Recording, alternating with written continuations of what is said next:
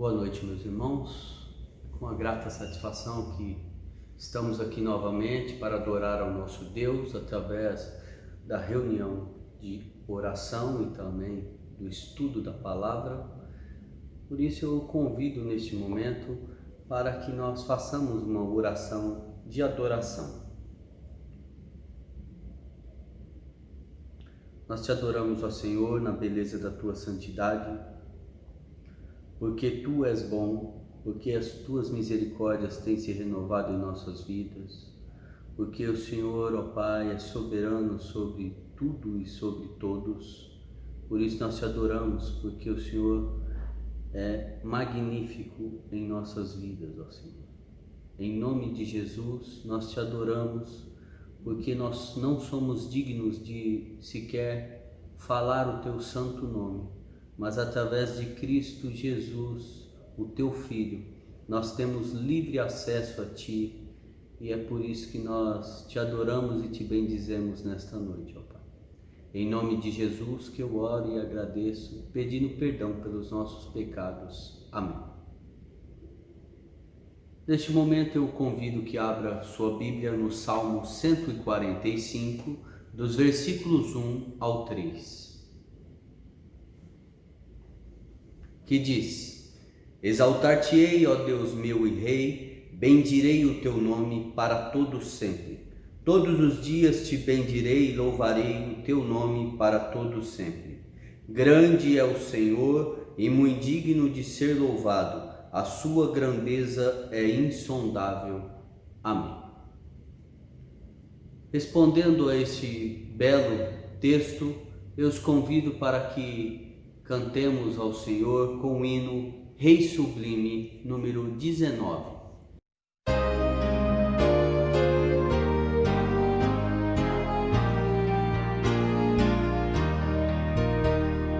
O Rei Sublime, majestade e glória, sobre as milícias do celeste além, ouve o louvor, os hinos de vitória, os que de ti recebem todo bem. Vinde, ó remidos, filhos de Deus, cantai louvores que alcancem os céus. Nos altos céus, louvor a Deus ressoam, de gratidão ao soberano amor. Os redimidos com fervor entoam o nome excelso do seu benfeitor.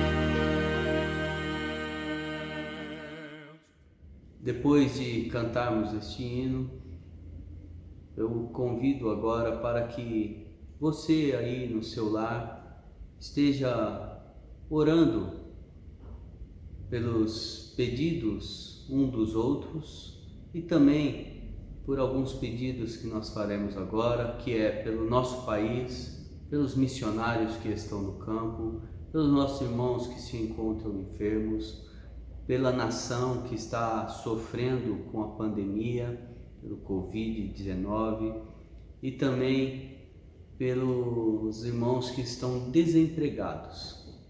E também convido você para agradecer pelas bênçãos que o Senhor tem derramado sobre as nossas vidas, mesmo em meio a essa pandemia.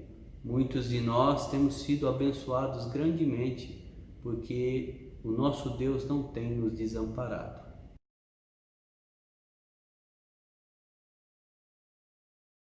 Agora, neste momento, eu convido mais uma vez para se colocar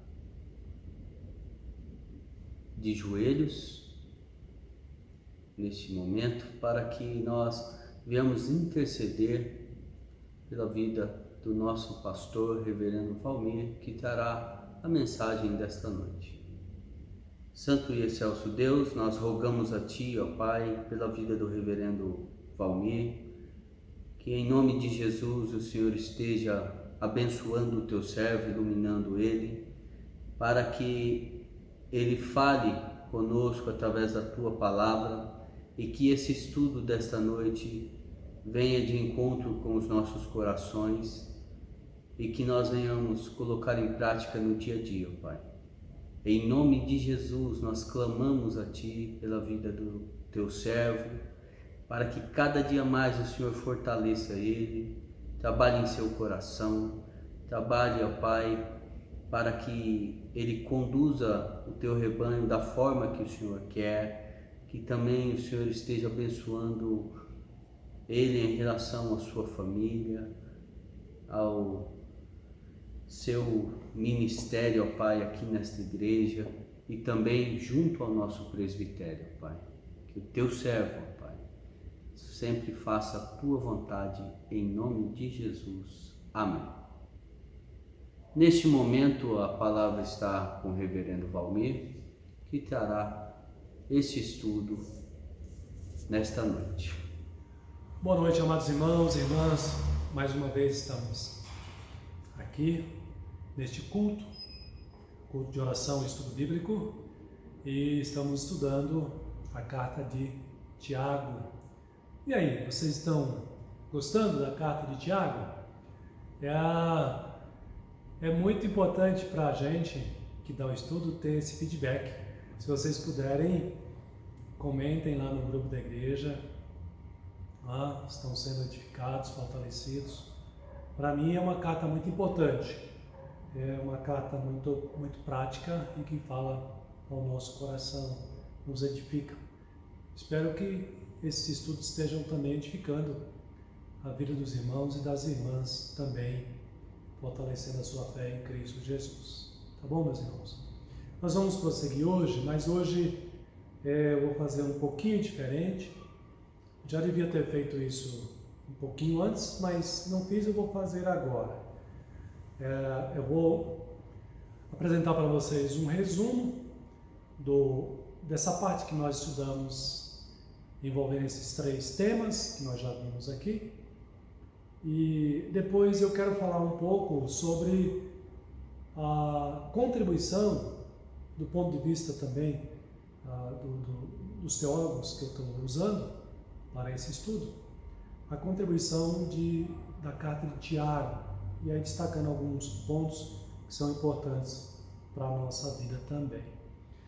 No nosso último encontro, eu falei para os irmãos, nós terminamos falando das primícias. Nós, como eleitos, como salvos, alcançados pela graça do Senhor, somos tidos por Deus como que as primícias. As primícias têm a ver com a colheita dos primeiros frutos no contexto do Antigo Testamento, que eram dedicados, consagrados ao Senhor. No contexto aqui de Tiago, dentre toda a criação de Deus, ele então faz essa consideração, esse ensino, que no contexto da redenção, nós, os salvos, somos como que as primícias para Deus também. Como eu já expliquei para os irmãos no nosso último encontro na semana passada.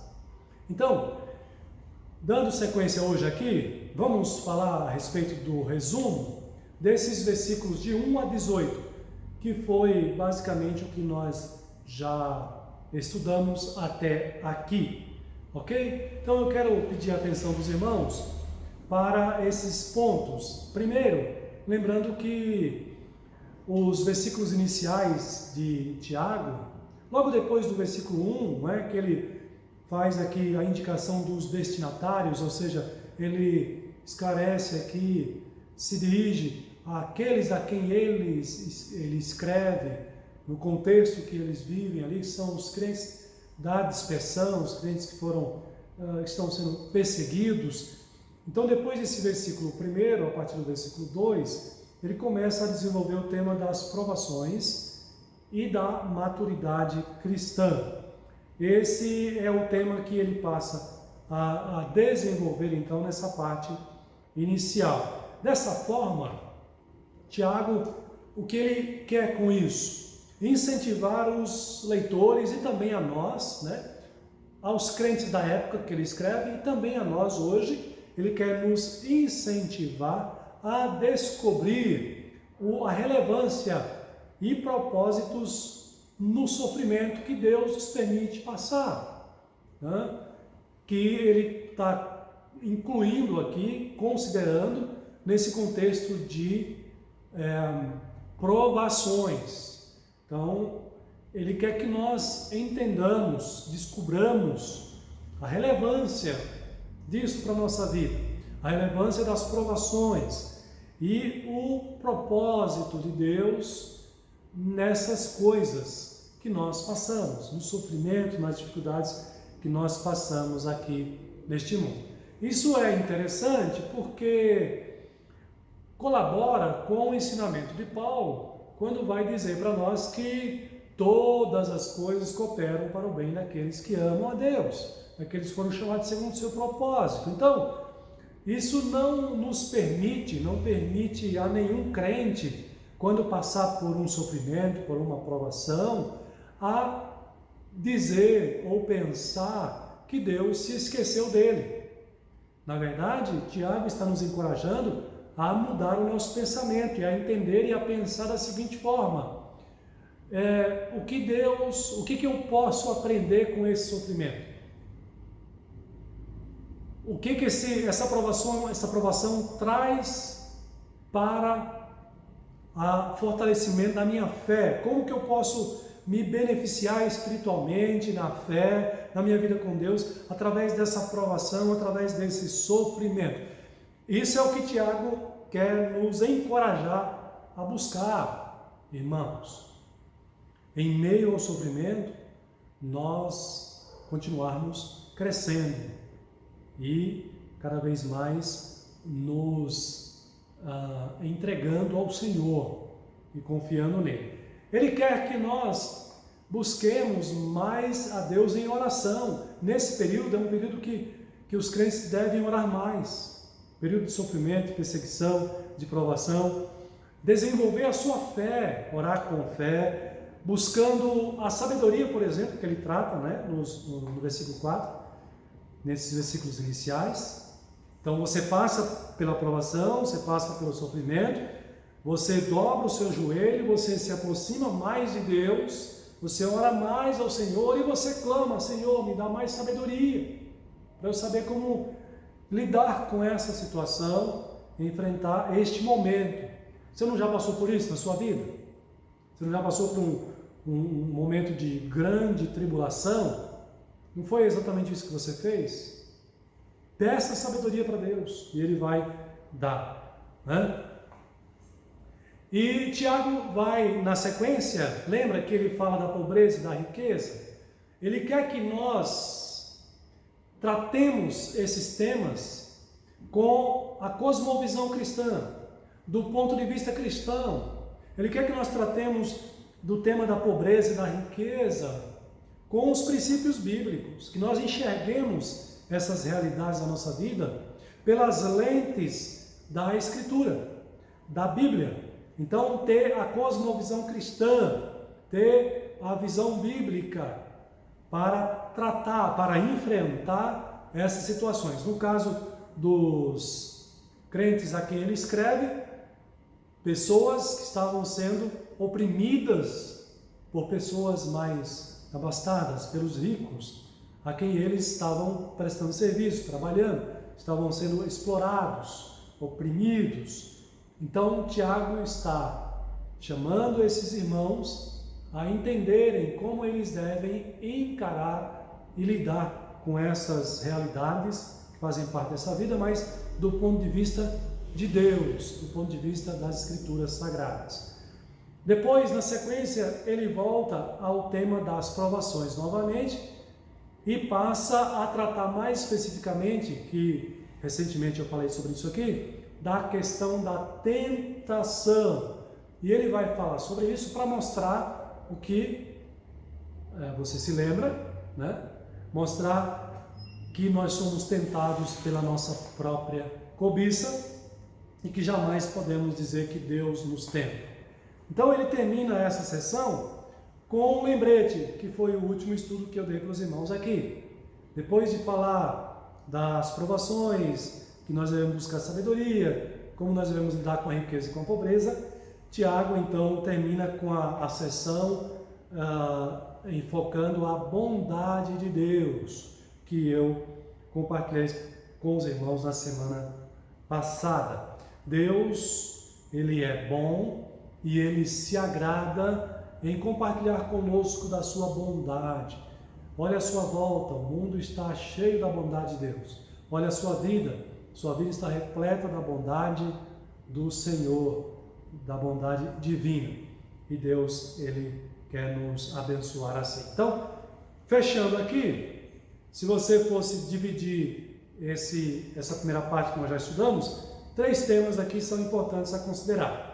As provações, que vai do versículo 2 ao versículo 11, a cobiça, que vai do versículo 12 ao versículo 15, e, por último, a bondade divina. Os 3 são importantes para a sua vida, para a minha vida. Eu preciso saber como lidar com as provações, preciso me conhecer as minhas fraquezas, conhecer a minha cobiça e saber como lidar com isso para não cair em tentação e reconhecer o quanto Deus tem sido bom, o quanto a minha vida foi alcançada pela bondade divina, para que eu tenha um coração grato ao Senhor, a Deus em todo o tempo. Como você já ouviu essa frase, talvez você também fala isso, né? Deus é bom em todo o tempo, Deus é bom e de fato Ele é mesmo. Então precisamos reconhecer isso e sermos gratos a Deus pela sua bondade.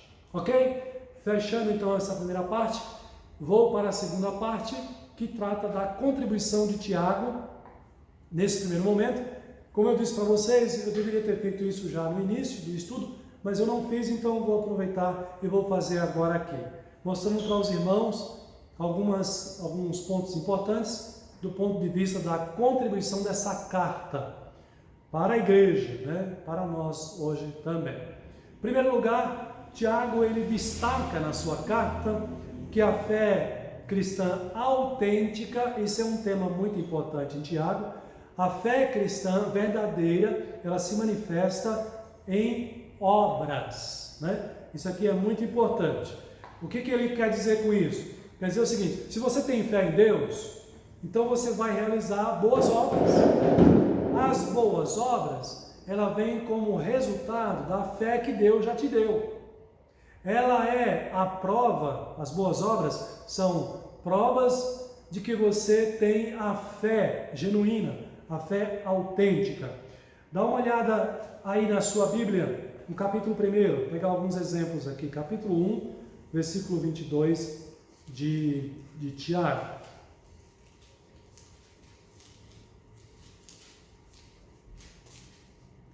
Capítulo 1, versículo 22, Tiago diz o seguinte: tornai-vos, pois, praticantes da palavra, e não somente ouvintes, enganando-vos a vós mesmos. A fé bíblica não é teórica, ela exige a prática.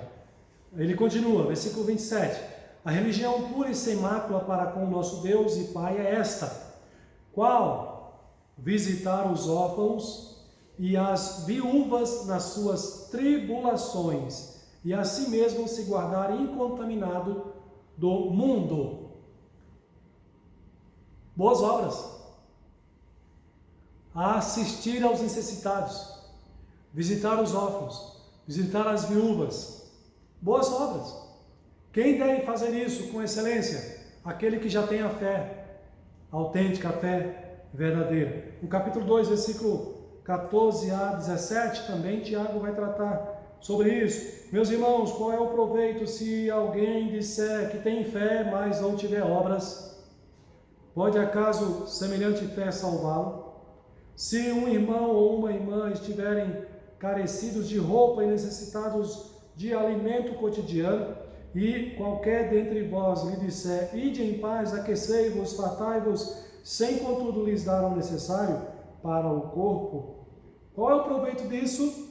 O ponto de Tiago aqui não é a doutrina da salvação. O ponto de Tiago aqui é mostrar que aquele que tem a fé verdadeira, ele vai obedecer a Deus, ele vai praticar as boas obras. Então, essa é uma contribuição importante de Tiago. Aliás, Tiago é um dos únicos autores bíblicos que trata de maneira tão direta, tão objetiva, desse tema, do tema das boas obras como prova ou como resultado da fé cristã, da fé verdadeira.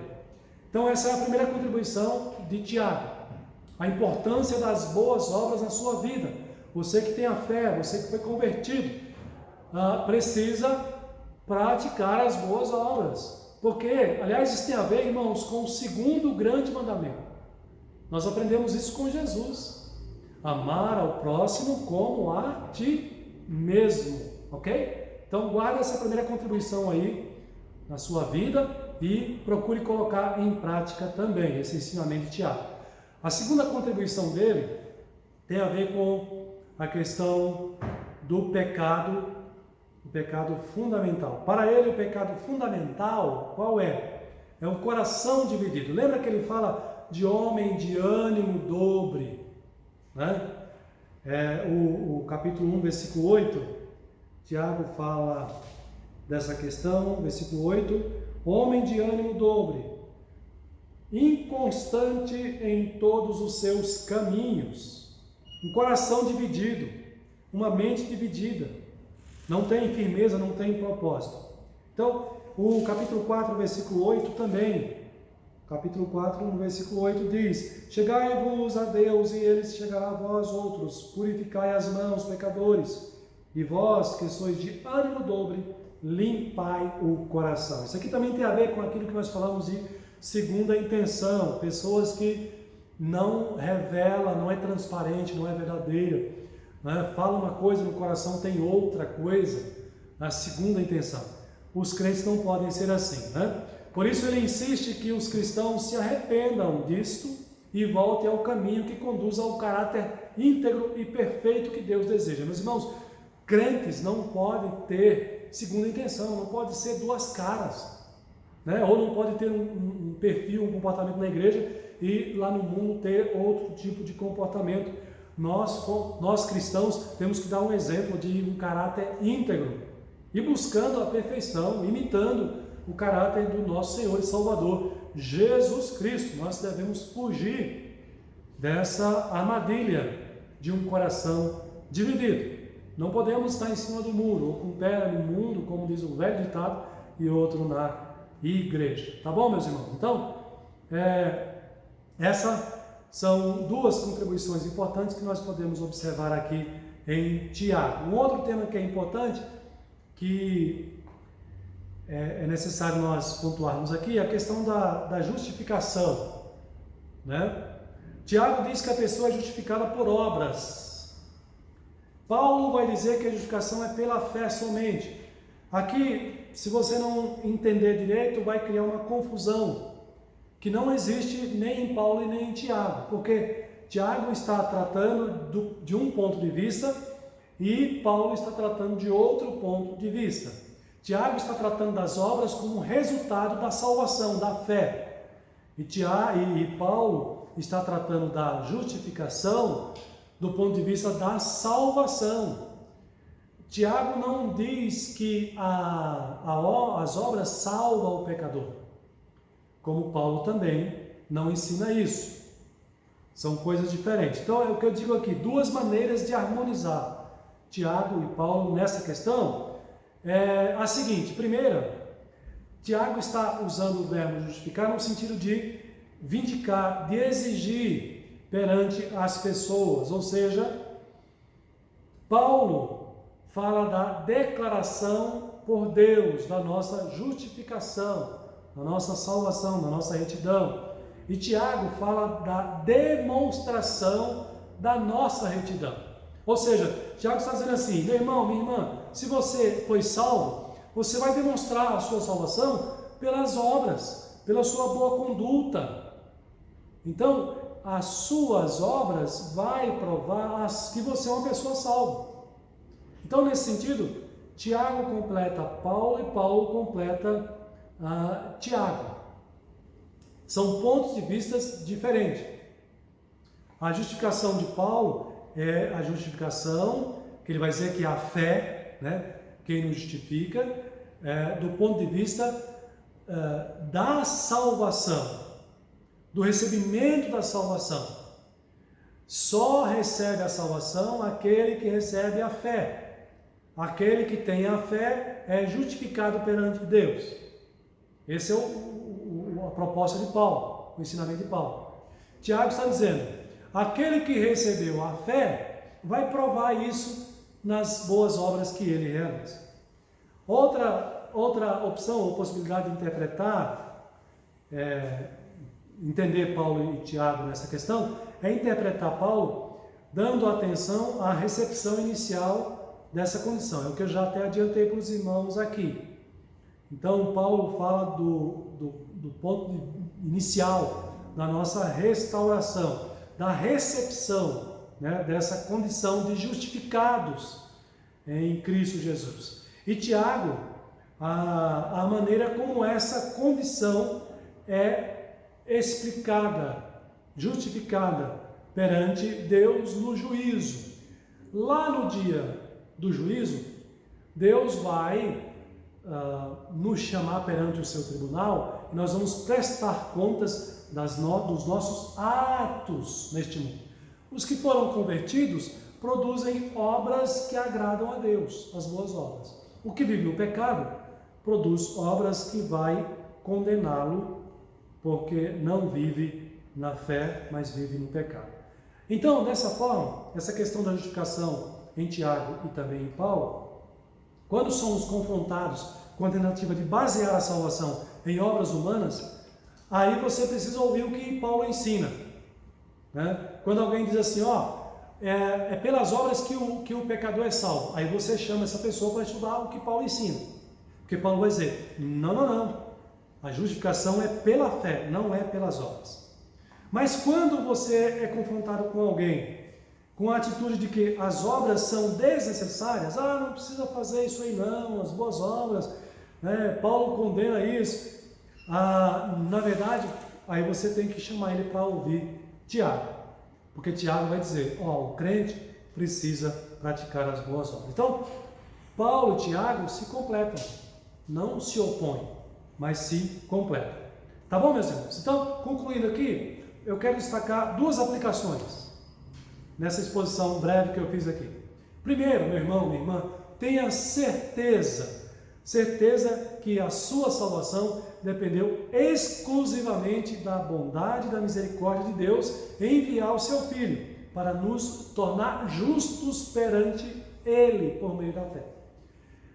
A sua salvação não foi e não será de quem será salvo por meio de obras, jamais.